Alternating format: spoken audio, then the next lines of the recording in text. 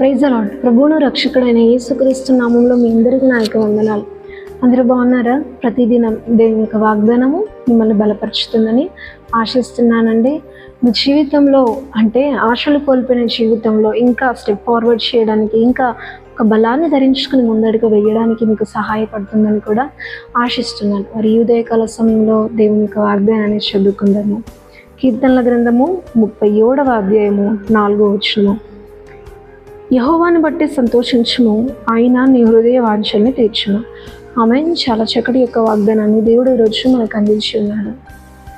దేవుని యొక్క వాక్యం మనకు సెలవిస్తుంది ఏంటంటే, మనం దేవుని బట్టి సంతోషిస్తే దేవుడు మన హృదయ వాంఛల్ని తీరుస్తాడని చెప్పేసి దేవుడు ఈరోజు మనతో మాట్లాడుతున్నాడు. అంటే నీ హృదయంలో ఏ కోరికనైతే కోరుకుంటావో ఆ కోరికను దేవుడు తీరుస్తానని దేవుడు ఈరోజు మనతో మాట్లాడుతున్నాడు.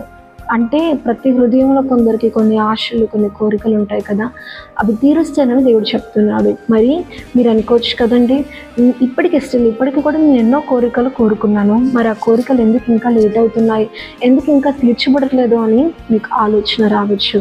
నిజంగా మీరు కోరుకున్న కోరిక విషయంలోని ఆశలు వదులుకుంటేనే ఆ కోరిక దేవుడు మీ జీవితంలో నెరవేరుస్తాడు. అంటే సపోజ్ మీరు డబ్బు కావాలనుకున్నారే అనుకోండి, డబ్బులో ఏం లేదు, డబ్బులో సంతోషం లేదని చెప్పేసి డబ్బు విషయం ఆశలు వదులుకొని మీరు ఆశించిన దాన్ని వెతకకుండా దేవుణ్ణి మీరు వెతికినట్టయితే ఖచ్చితంగా దేవుడు మీరు ఆశించింది వెతుక్కుంటూ వచ్చేలా చేస్తాడండి.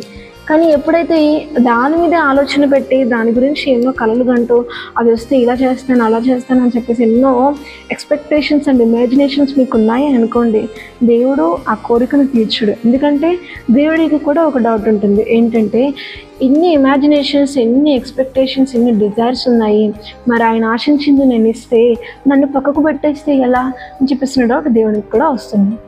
అందుకే దేవుడు ఎందుకు మన కోరికలను తీర్చడం విషయంలో ఆలస్యం డీలే చేస్తాడు అని అంటే, ముందు ఆ కోరిక విషయంలో నీకు ఆ కోరిక విషయంలో నువ్వు కోరుకున్న కోరిక, శరీర సంబంధమైన కోరికలు ఏది లేదు అని చెప్పేసి రుజువుపరుస్తాడు.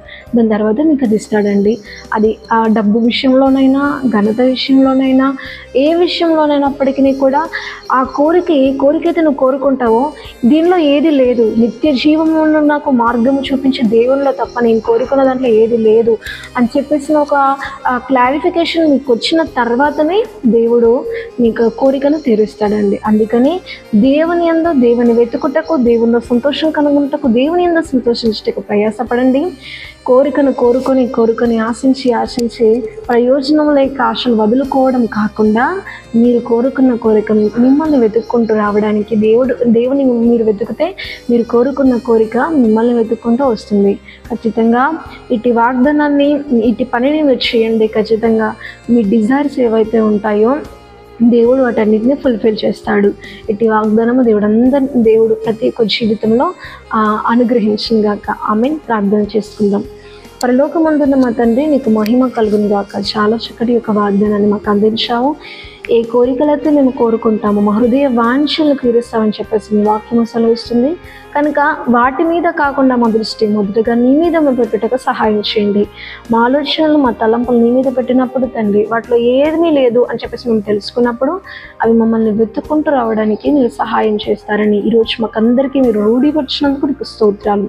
నీకు మహిమ, ఘనత, ప్రభావాలు చెల్లించుకుంటూ ప్రతి ఒక్కరు నిన్ను వెతుకుటకు సహాయం చేయండి. ప్రతి ఒక్కరి హృదయ వాంఛలు తీర్చుకుటకు సహాయం చేయండి.